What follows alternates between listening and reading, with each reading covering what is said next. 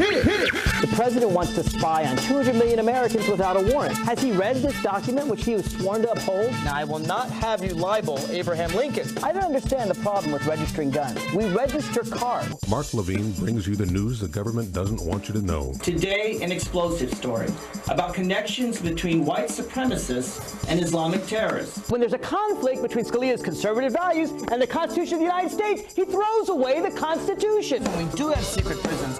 That is not what America's all about. Let's go to Mark in 5, 4, 3, 2. Good evening, America. Welcome to the Inside Scoop. I'm your host, Mark Levine. And if some of those clips look a little old, it's because that's from the Bush years. Those of you who are longtime listeners of the Inside Scoop know I'm the original host of this broadcast, though I haven't been on it a lot lately, and that's because I have a new job. In 2015, I was elected state delegate to the Virginia House of Delegates, and I proudly represent parts of Alexandria, Arlington, and Fairfax. Still do my nationally syndicated radio show, but not as much time with you here on Channel 10. That's why it's always good to be back. And back just in time. As you know, a week from tomorrow, Tuesday, November 7th, is Election Day in Virginia. From 6 a.m. to 7 p.m., the polls will be open. And I want to discuss with you this entire hour who's on the ballot, who you should consider voting for, and actually take some of your questions as well. There's a number on the screen you can call in, or we're also broadcasting on Facebook Live. And to help me in this analysis, I've invited my fellow delegate, Delegate Rip Sullivan, who represents parts of Arlington and Fairfax counties, just kind of along the river, north of the north part of Arlington and Fairfax. Rip, welcome to the Inside Scoop. Thank you. Good to be here. So Rip is a delegate. It's 1 year my senior. I was elected in 2015. He was elected in 2014. But notwithstanding his relative newness here, you are the campaign chair for the House Democratic Caucus. That's correct. I must have missed a meeting or something, so I got appointed campaign chair. What does that mean to be campaign chair for the House Democratic Caucus? I work sort of on the big picture. I work with staff that we have, obviously, that works for the campaign or for the caucus in Richmond. A lot of recruiting of candidates, although I'd love to talk to you about how we got such a great recruiting class this year. We're going to get there. A lot of recruiting of candidates, working with those candidates, working on training the candidates, helping them strategize, and then working caucus-wide to sort of figure out where our best opportunities are, how we can help all these candidates, and hopefully have a great day next Tuesday. So we're going to talk in detail about the House of Delegates races, and there are a lot of them, and a lot of them are very interesting. But I think we have to start with the race that's gotten the most attention for understandable reasons. The governor of Virginia wields tremendous power. The current governor, Terry McAuliffe, vetoed some 120 bills or so. I guess my first question for you, Rip, is what is it about the current Lieutenant Governor, Ralph Northam, that would make him a good governor? I know you've endorsed him, I've endorsed him. What is it about him that you think he'd bring to Richmond starting in 2018? Ralph is a pediatric neurologist. And he brings all those skills that an accomplished doctor such as he is bring to the table. He understands people. He's a listener. When you're a frightened set of parents with your child is ill, your doctor walks in the room, you want him or her to be empathetic and be listening to what you have to say rather than just talking and directing. Ralph is a wonderful listener. He understands people. He understands Virginia in a way that, frankly, I think a few recent politicians really do. He's from the Eastern Shore. Now, we haven't had a rural candidate in some time, since Creedeeds probably, yeah. At least at the top of the ticket. And Ralph is from the Eastern Shore, which is a little sliver of Virginia that's actually disconnected from the rest of Virginia by water. Grew up there, has a deep connection to, for instance, the Chesapeake Bay. He grew up on the Chesapeake Bay. One of the issues in this campaign has become, of course, what happens with the Chesapeake Bay? Our current president in Washington wants to cut funding for cleaning the bay. That is something that's completely anathema to Ralph Northam, who understands the bay's importance to Virginia in all sorts of ways, whether that's economic. It's a huge, important part of Virginia's economy, both in terms of aquaculture and tourism, as well as a great part of its history. Now, I've heard some people complain about Ralph that he's too nice. that he's such, and he is, when you meet Ralph Northam, he strikes you as an incredibly kind, decent person. But some folks say, Rip, that you can be too nice in the rough and tumble of the political world. I think they're afraid that Ralph could get walked over. I don't know. What do you say about that? Well, no one's going to walk over Ralph Northam. He is a nice guy. And in today's political climate, it's not surprising to me that people might be worried about that. But anyone with that concern should not be worried at all. Ralph, this is a guy, a graduate of VMI. Virginia Military Institute. Exactly, Virginia Military Institute, I'm sorry. Army doctor, was in the first Iraq War, putting soldiers back together. He has been there. He's served in the state legislature for many years. He has seen politics, participated in politics up close and personal. Of course, he was a state senator for many years. He was a state senator from the Eastern Shore. That's exactly right. And certainly has what it takes to hold his own in any political fight. Well, his opponent, Ed Gillespie, has made his career as a lobbyist. He's done a lot of work lobbying, and so I guess his most famous client is Enron. Is that Enron Ed is Enron Ed is what his opponent in the primary called him, was Enron Ed. That was not the Democrats' invention. No, that's correct. Right. Yes. That was Corey Stewart. But it just strikes me that at a time when billions of dollars, maybe tens of billions of dollars, were lost due to the Enron bankruptcy, Ed Gillespie made money off of Enron. He made $700,000, so at least he got something for it. He did, and Ed brings an interesting background to the campaign. One of the things that a lot of people don't know about Ed Gillespie, I'm sure we'll get to this at some point, for those of us who are worried about how districts are drawn in Virginia or around the country, there is, in my view, I think, and I know in Ralph's view, a huge problem with how congressional and legislative districts are drawn. 10 years or so ago, the Republicans came up with a strategy to take control of state legislatures and use that in order to gerrymander districts and ensure that not only would the Congress, but state legislatures would be essentially immune from competitive elections.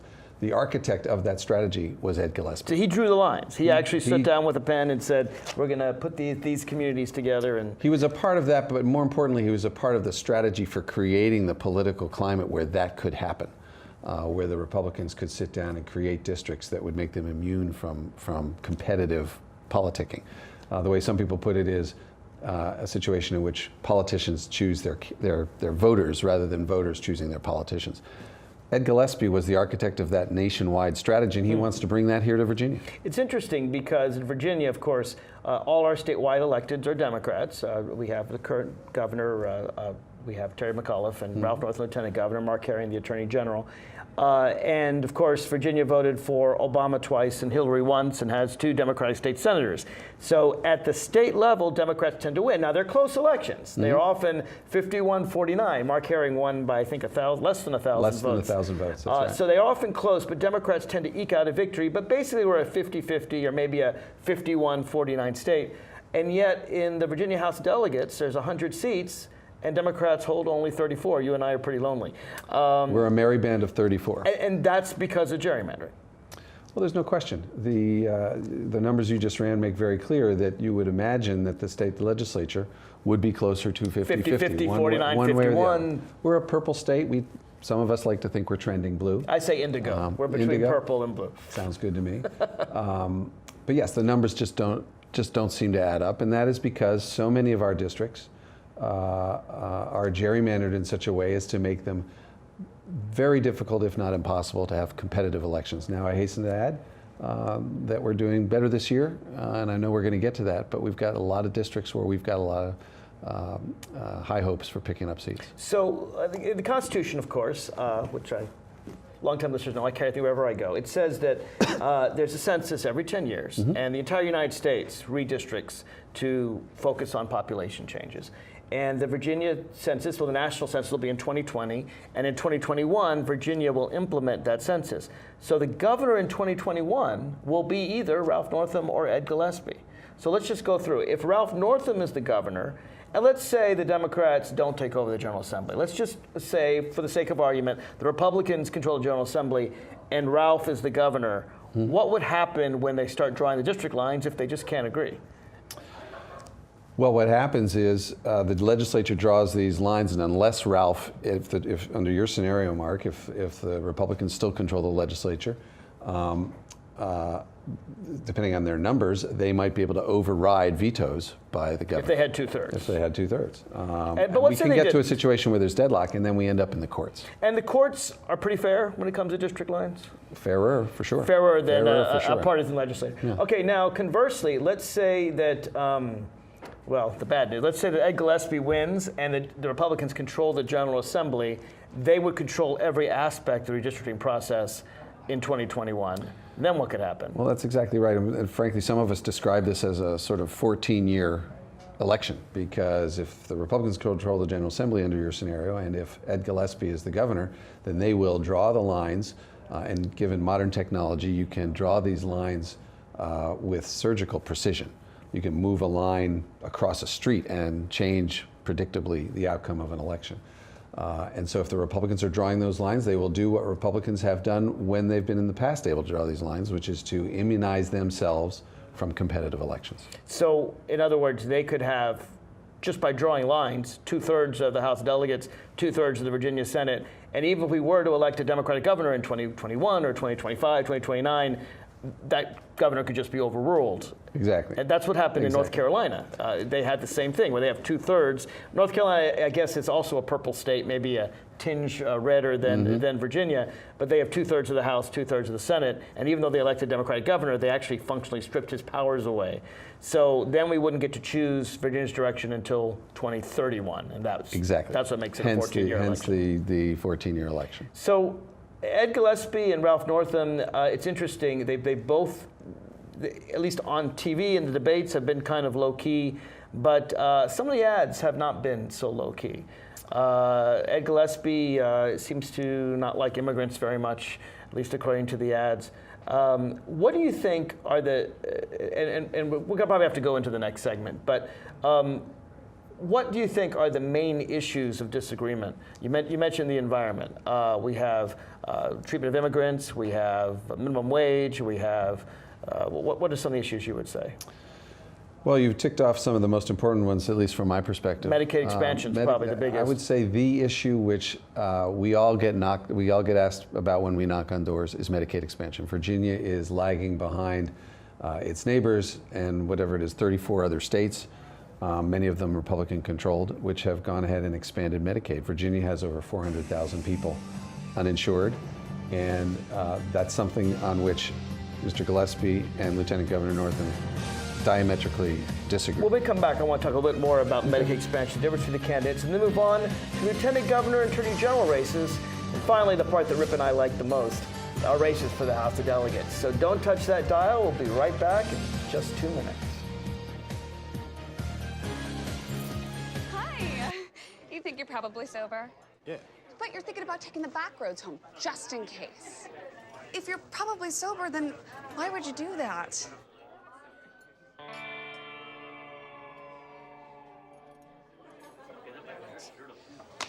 Good choice.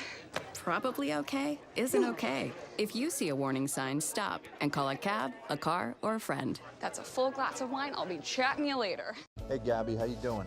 How was the play date and sleepover? Dad, it was great. Awesome. Okay, I'm on my way. Hey, guys, what are you doing? We're going swimming. We're going biking. Yeah! I'll see you in a little bit, guys. I love you. Hi, babe. How was school today? Hi, Dad. It was great. Okay, honey. I'll be home soon. Remember, you're never too far away from your kids to be a dad. Reach out and take a second to check in, because sometimes the smallest moments can have the biggest impact on a child's life.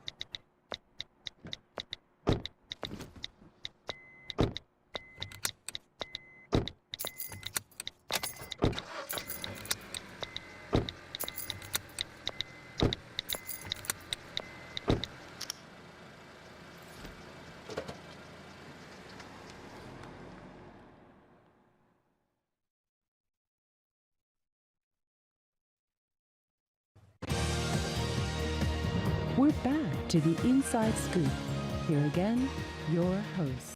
Welcome back to the Inside Scoop. I'm your host, Mark Levine, talking about the Virginia elections this Tuesday. That's right, a week from tomorrow, Tuesday, November 7th, from 6 a.m. to 7 p.m.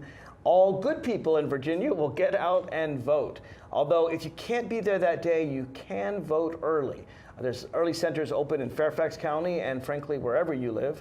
And I think the one's in Government Center in Fairfax, but there's a couple others that are open as well. There are several satellite locations all around the county. And you can go to the Fairfax County website and find out where those are. And don't be afraid to vote early. A lot of people think it's really hard to do. It's actually surprisingly easy. You go in, you show an ID. Frankly, if you're just going to be out of town that day or outside the county, maybe you're going to be in D.C. that day, there's lots of listed reasons to vote. So check that out and please go and vote. My guest is my fellow state delegate, Rip Sullivan, who represents part of Arlington County and Fairfax. I'm a state delegate, and I represent part of the city of Alexandria, part of Arlington, and a tiny piece of Fairfax County. We're talking about all the races, and there's a chance actually for you to call in and leave questions on Facebook Live as well, if you've got questions or comments you want to make. First of all, the most important is the governor's race. The governor will set not just Virginia's course for the next 4 years, but for the next 14 years, as we discussed in the last segment. And I guess the biggest issue that divides Democrats and Republicans, and particularly Ralph Northam and Ed Gillespie, is Medicaid expansion. How much does Virginia's failure to expand Medicaid cost the people of Virginia?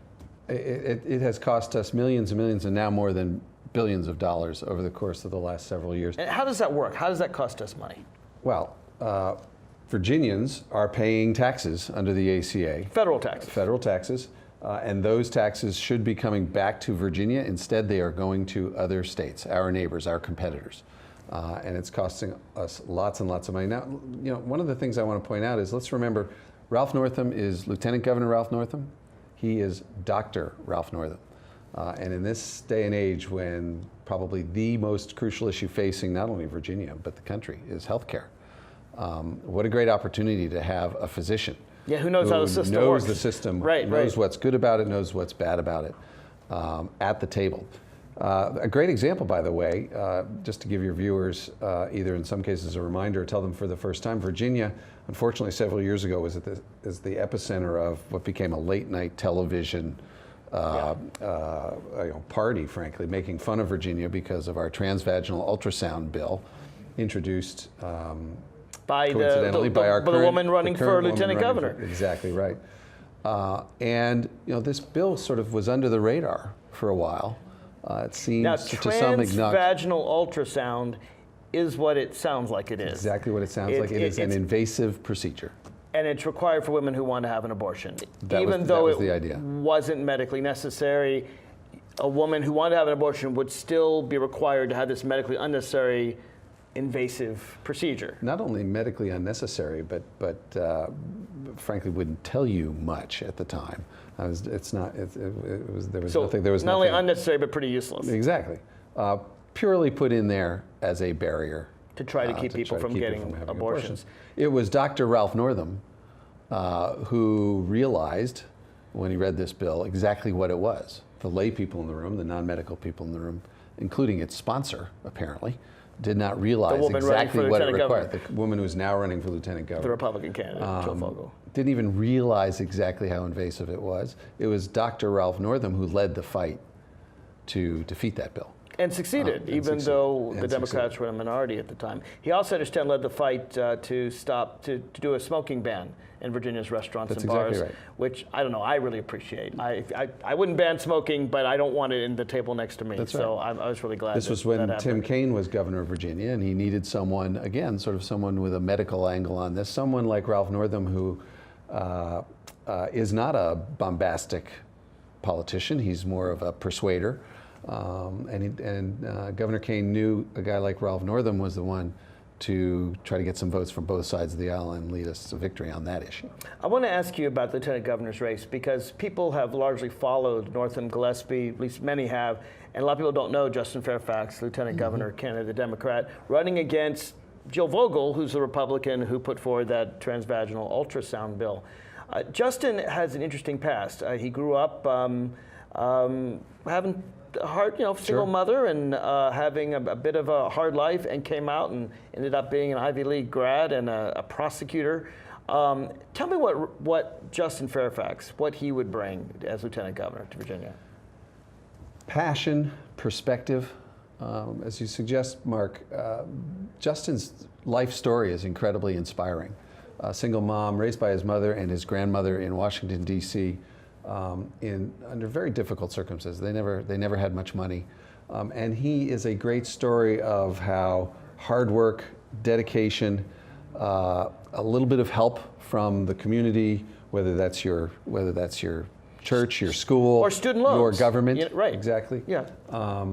And yes, ends up going to Ivy League institutions, lawyer, federal prosecutor. A real role model when you think about kids that grow up in poverty in Virginia. And here is, Justin's a millennial. He's a new generation. It's one of these young guys. And people can see that there is a way out, and there is a way out in Virginia. And Justin does speak very passionately.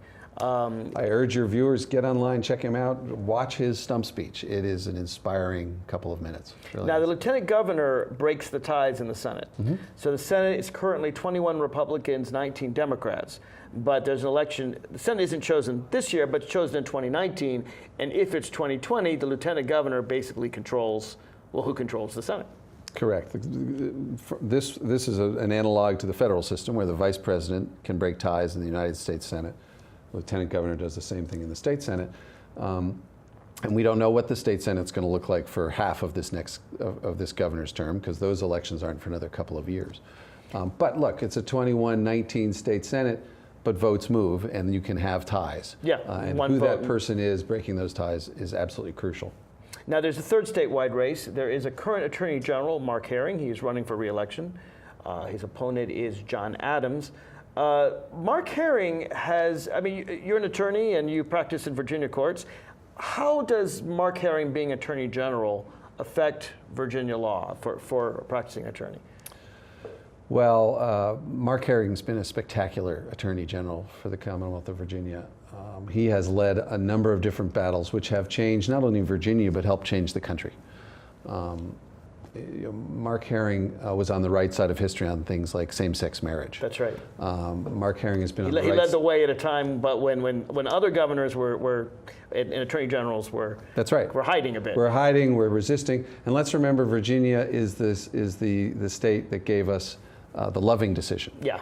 Out of the Supreme Court. That was the anti-race mixing right. decision that the Supreme Court had to overturn Virginia. So it's nice to have Virginia in the forefront of equality rather than behind the eight ball. Exactly. So Mark was on the right side of that decision. Mark's been on the right side of decisions having to do with Dreamers. Mark has been just a leader. So the Dreamers, for those who don't know, that would be the children who grew up here, but maybe were brought here as a child by their parents from another country.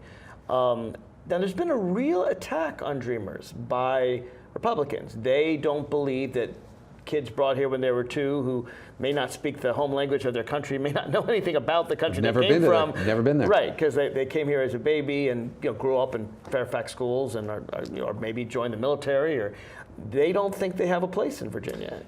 It's hard to come up with another set of circumstances under which we punish children for their parents' transgressions. But this is one where apparently a lot of Republicans feel we should.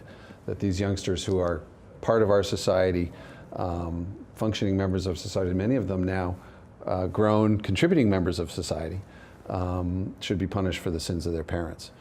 It is yet another cleaving issue between the Republicans and the Democrats, and certainly at the Attorney General level is one as well. So another cleaving issue is the issue of abortion, and I know that the prior Attorney General, prior to Mark Herring, put in procedures that made it really, really tough to have an abortion in Virginia.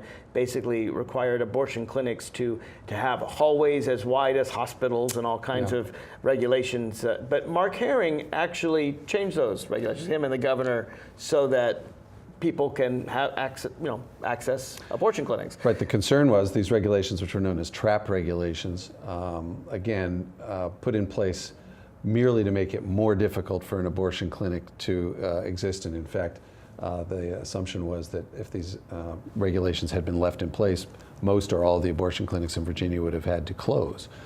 So it was a thinly veiled, not so subtle attempt to just close abortion clinics in Virginia.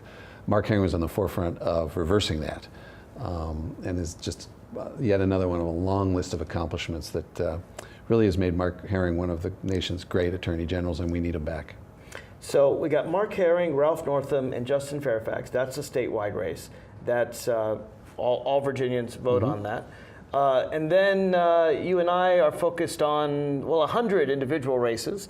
I'm happy to say that I don't have an opponent on the ballot, and you don't have an opponent on the ballot. But as you've often said, Rip, we Democrats have 66 opponents. That's exactly right. On That's the exactly ballot. right. And in my role as campaign chair, what I've been trying to do is, you talked about our merry band of 34 earlier, expand our numbers in the General Assembly. Frankly, I've been talking since I got this job about trying to get the Democrats back to 51, and we have a shot at doing it. And if we don't do it this year, we'll do it the next year. And if we don't do it that year, we'll do it the year after that. We have different names for it. I've called it Mission 51. Some say that's dreaming because we only have 34. That's 17 seats. We'd have to increase our seats by 50%. But I know you know this, but some folks don't know that Hillary Clinton won 51 of the 100 delegate seats, which is amazing given how gerrymandered we are. Well, it gets back to your point earlier about gerrymandering, and you don't have to be really good at math to figure out that 34 plus 17 gets you to 51. So yes, as you might expect, we have been focusing on those 17 seats that just last year the electorate demonstrated with the right candidate, with the right message, and if enough people show up, we can win in those districts. And we have fielded some terrific candidates in all 17 and a lot more districts around the state. Now, what's interesting is the role of Northern Virginia in all of this. 10 of those 17 candidates are right up here in Northern Virginia, either in Fairfax, Loudoun, or I guess the real battlegrounds, Prince William County, where 6 candidates could switch seats. Just in Prince William County alone. But there are some really interesting candidates in Fairfax, and of course most of our viewers are in Fairfax. So when we come back, I want to talk about some of those Fairfax races, and you talk about the candidates that are running and what they can do there, and just the general points of disagreement we have between Republicans and Democrats. I know we disagree on guns, we disagree on health care, we disagree on whether or not we should draw lines fairly in the state of Virginia. Folks, if you want to call in, there's a number on your screen. You can also comment on Facebook. Hopefully that's working right now. And we will address your comments on the air. You don't have to agree with Rip or me or disagree, but we'd like to hear from you. We'll be right back right after these messages. For all the papas out there, let's stop what we're doing and take a moment to be with our kids. They can be loud moments, goofy moments, dorky moments. It doesn't really matter. Every time dads take a moment to be with their kids, it's pretty momentous. So let's all take a moment to make a moment today. Hey, did you know that 2.4 million loving cats and dogs in shelters and rescues need our help to find a home? Go to theshelterpetproject.org and search your local shelters and rescues. Go for a cuddle with your next best friend. Adopt. Okay, so we drowned the fire, stirred it, drowned it again, and now just feel if it's cold. Yeah. Cool.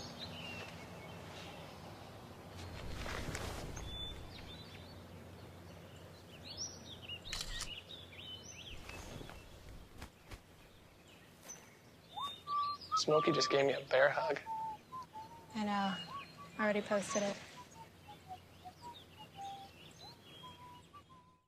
We cannot be bystanders. We can stop to make sure someone is okay. We can warn someone when their drink isn't safe. And disrupt the situation. We can. Get someone the cab. Or walk them home safely. We can make campuses safer for our friends. Our roommates. Our classmates. Our fellow human beings. We cannot be bystanders. We can. Intervene. It's on us. All of us. Learn how and take the pledge at itsonus.org. When it comes to saving money, What? don't act like a baby. Oh, it's like they're having their own little meeting.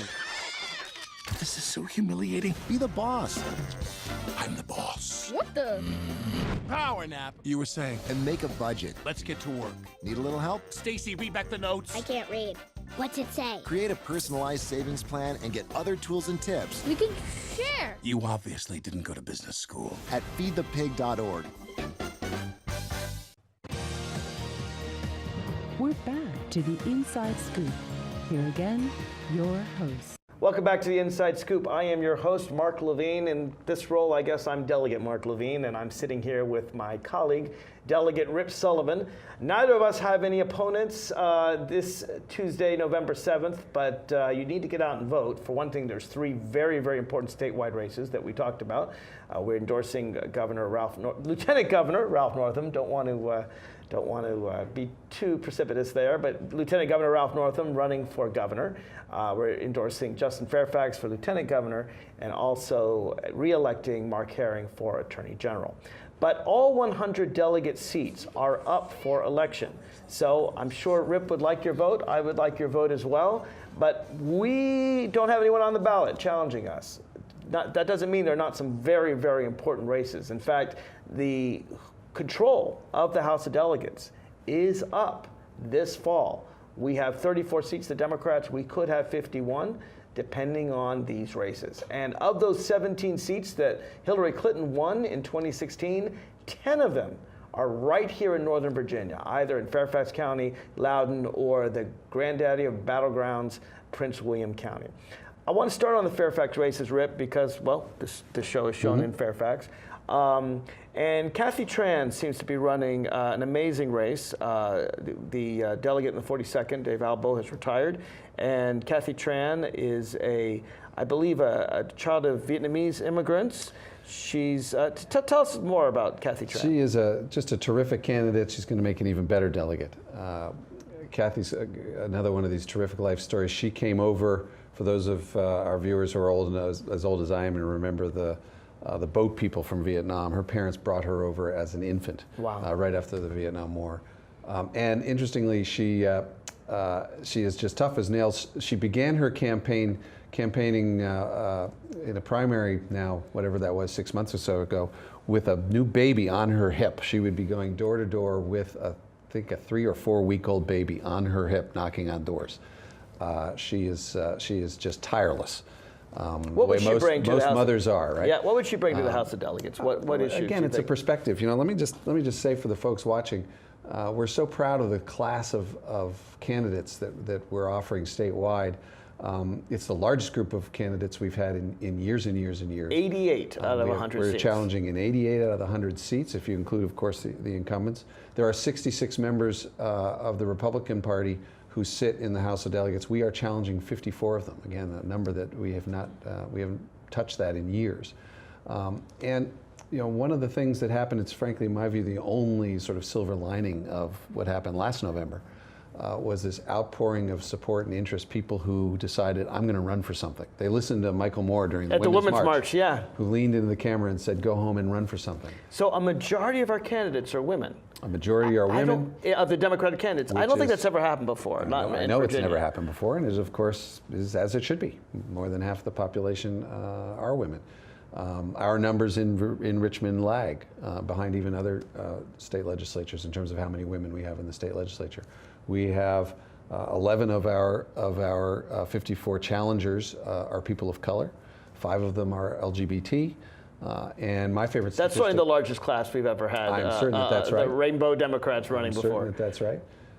And 11 of them are millennials, which is sort of my favorite statistic. I'm a father of 4 millennial children, and I have been beating on them since they could talk about getting involved in politics and making sure they vote and give money and think about getting involved.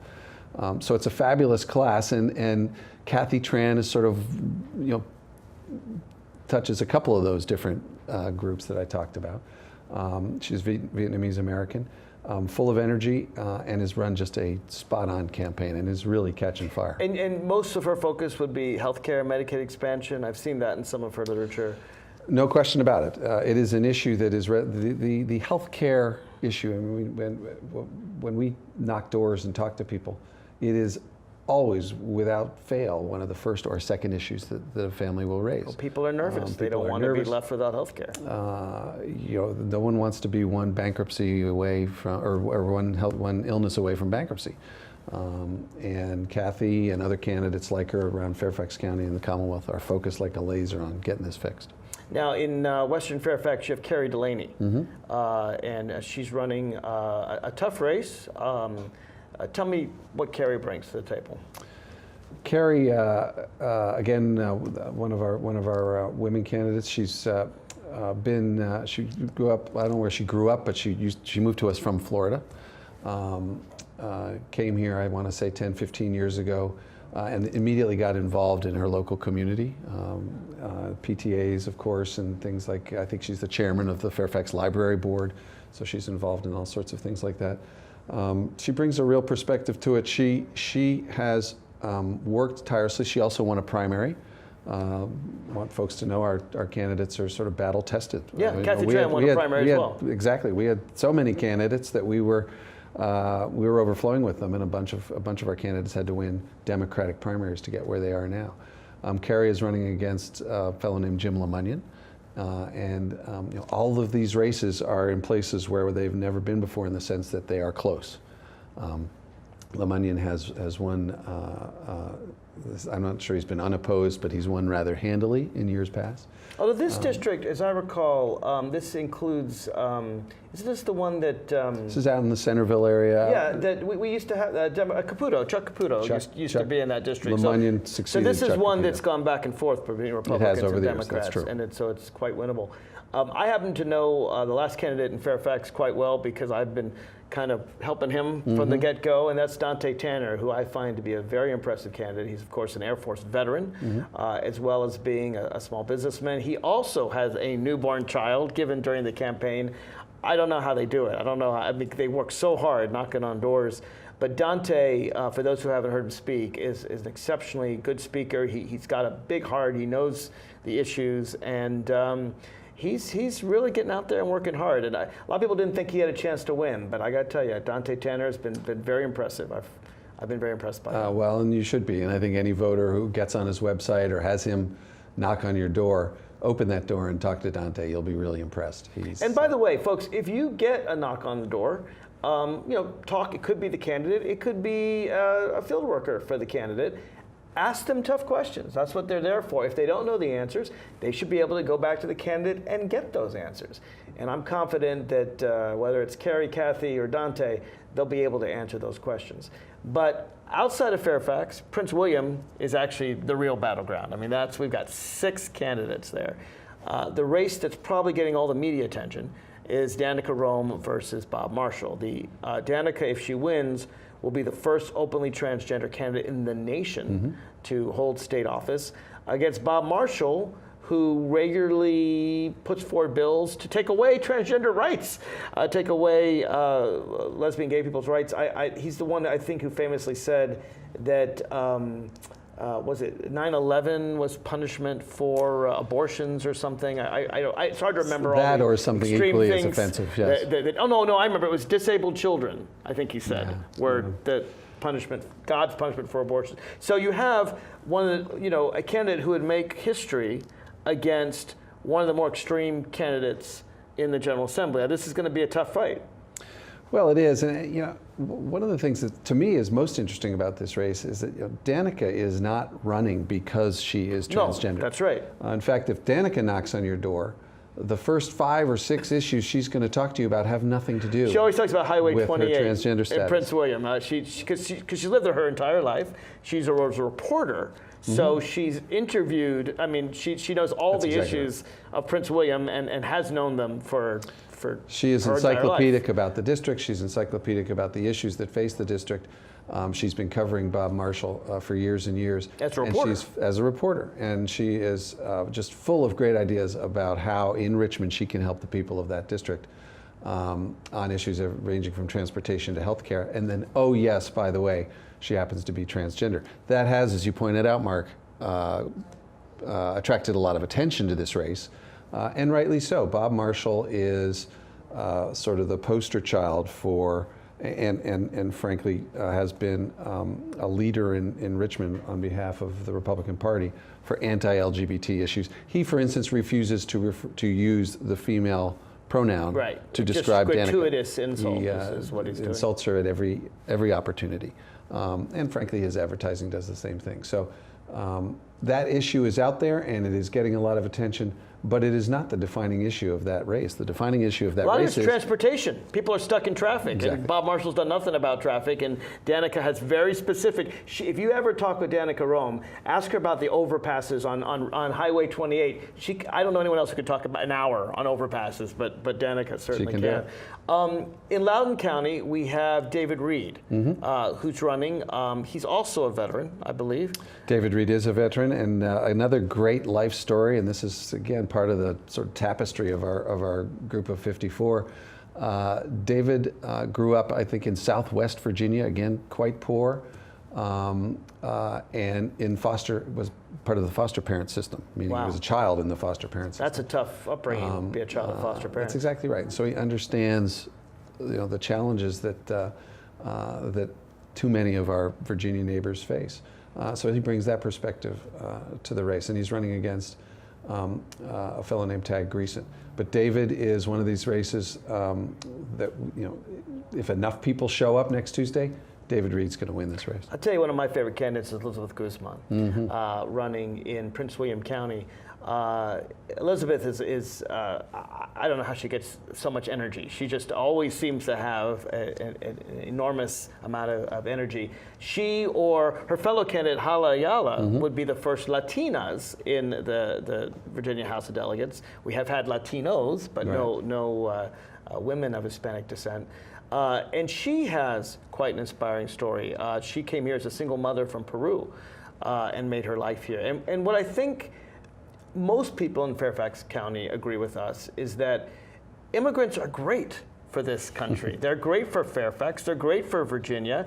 They come sometimes from difficult backgrounds, and then they make something of themselves. Elizabeth Guzman, I know her well because she works for the city of Alexandria, where I live, and does tremendous work, social work, taking care of abused children, taking care of people who've been mistreated.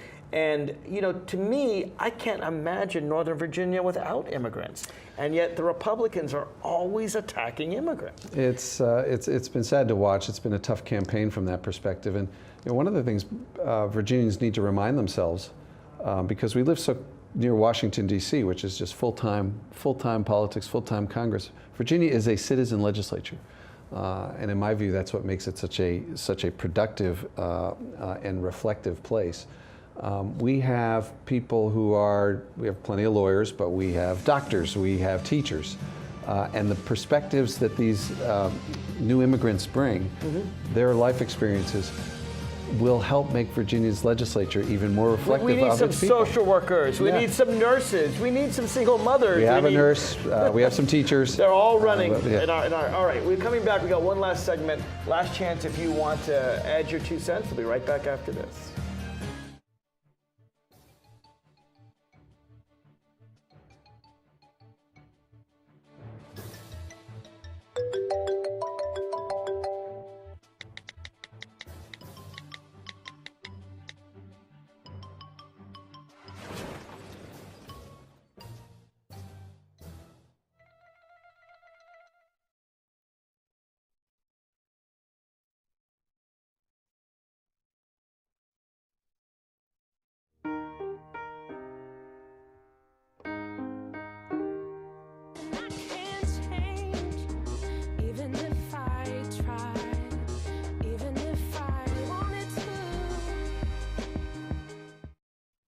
Guess what? I have some news for you.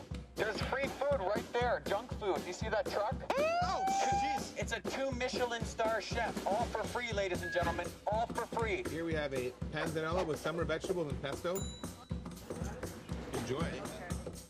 How we doing? Fantastic. So what do you got going on underneath that plate there? This food is really about to be thrown away. Yeah.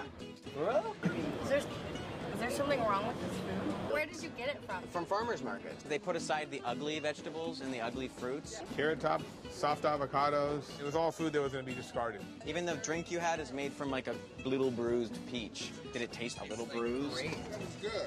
The average person throws away 24 pounds of food a month. That's a lot. Isn't that a lot? Go visit savethefood.com for more information. Thank you. Junk food time!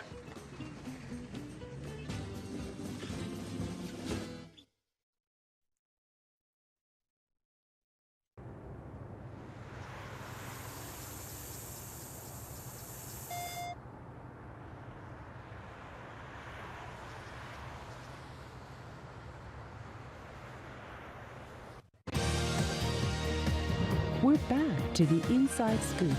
Here again, your host. Welcome back to the Inside Scoop. I'm your host, Mark Levine. Have you voted yet? Lots of Virginians already have. Early voting has already started throughout the Commonwealth. There's several locations open in Fairfax County and in Arlington and Alexandria. You can just check the website and find your local registrar, and you can vote now. But at the very least, you need to vote on Election Day, 6 a.m. to 7 p.m. Again, if you're not going to be around Tuesday, November 7th, please go ahead and vote early. I'm your host, Delegate Mark Levine. My guest is Delegate Rip Sullivan. We're talking about the 3 statewide candidates and a really amazing class of Democrats we have running for the House of Delegates, 88 this year, the most that anyone can remember, and certainly recent memory in many decades. Been focusing on the ones in Northern Virginia, which is the crux, frankly, of the close races. There's a few more I haven't talked about yet. Jennifer Carroll Foy, if you've heard her speak, and I know you have, Rip, but maybe some of our listeners haven't, it's just one of the most powerful speakers that we have. I mean, her background going also to VMI, but the first woman in history to go to Virginia Military Institute, and when she tells her story and how the men there didn't want her there, and frankly did everything they could, including some physical abuse, to keep her from going there, and she had the I don't know how she did it. She had the courage, she had the passion, she had the strength. I'm sure she could do more push-ups than you or me. Probably combined. Probably combined. Yeah. But just to have the mental and emotional fortitude to walk into that situation knowing that people don't want you there, and integrating VMI, and now it's fully integrated today, and it's just an amazing, really one of my heroes. Just another candidate with a remarkable story, and another new parent, by the way. Lots of new parents. Mother of twin boys. Jennifer Carroll Foy, again, think about the perspective she brings as someone who has navigated as one of the first women to graduate from VMI, and now she is a public defender. That's true. She's a courtroom lawyer, understanding, representing people with, in some of the most dire circumstances you can imagine. I don't think we have any of those in the General Assembly, do we? We have plenty of defense lawyers. But not we have prosecutors. Public defenders. But I think she would be the first public defender. I think she'd be the first. So it's important to bring that perspective. Yep. Someone who can. I mean, we have one of the worst school-to-prison pipelines in the country in Virginia, and she can bring the perspective of someone who's looking out for people before they commit a crime. She's very concerned about those issues. Another candidate that we haven't talked about is Lee Carter in Prince William County.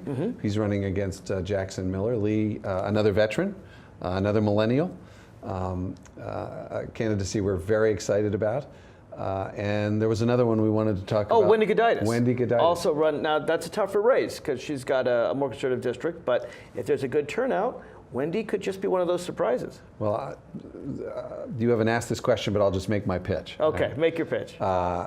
In a presidential year like last year, more than 70% of Virginians voted.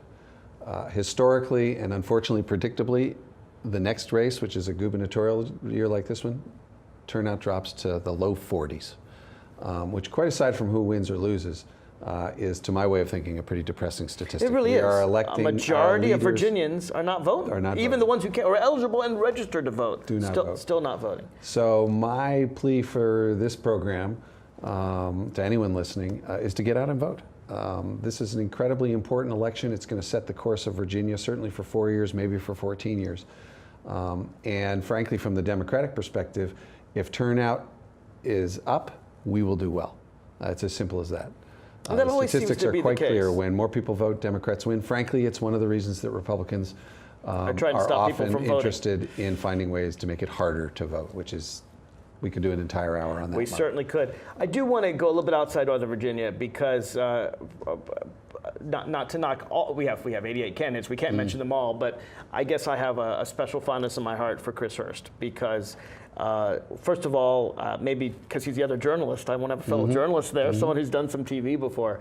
But he really has respect of his community. He's someone who knows his community well. He's been on television there. He's a very young man, but most of us know he has had a horrible tragedy.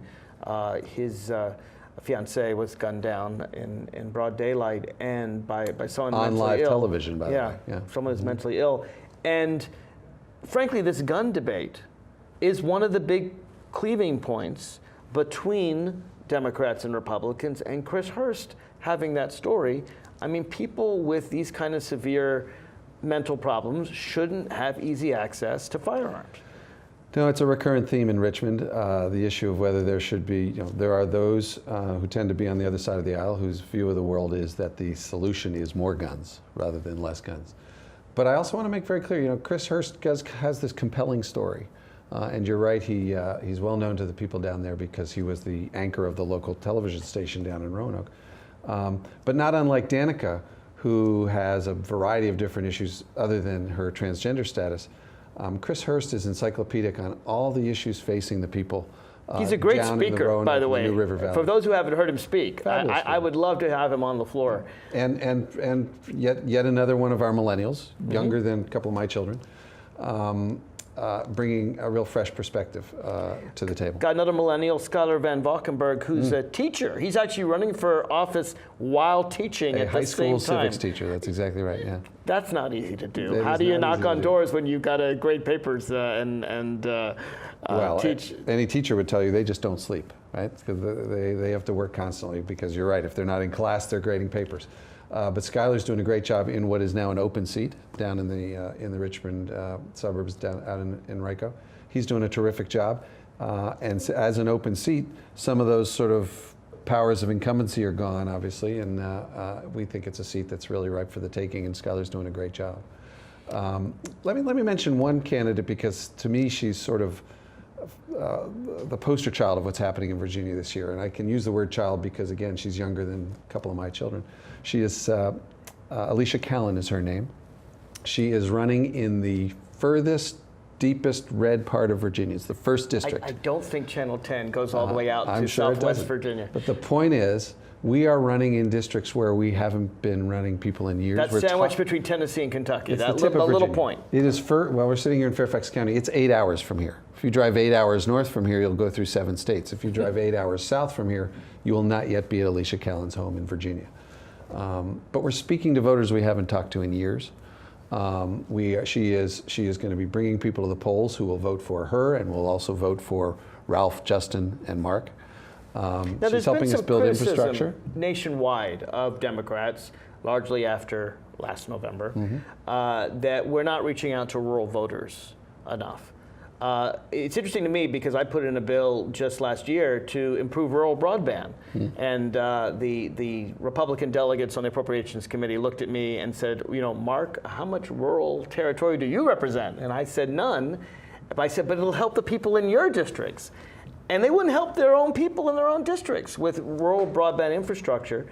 But it's interesting because the Democratic governor is from rural Virginia. Right. So he's someone who absolutely can speak in a way that, frankly, maybe not enough Democrats can for rural Virginia, for people like Alicia Callan. Now, Ralph speaks rural Virginian. Both, you can hear it, and just in terms of the way he thinks. And Alicia and so many of our other candidates down outside of Northern Virginia, or what people call the Urban Crescent, are speaking to people who we haven't talked to in a long while. Because that's a fair criticism in the wake of what happened last year.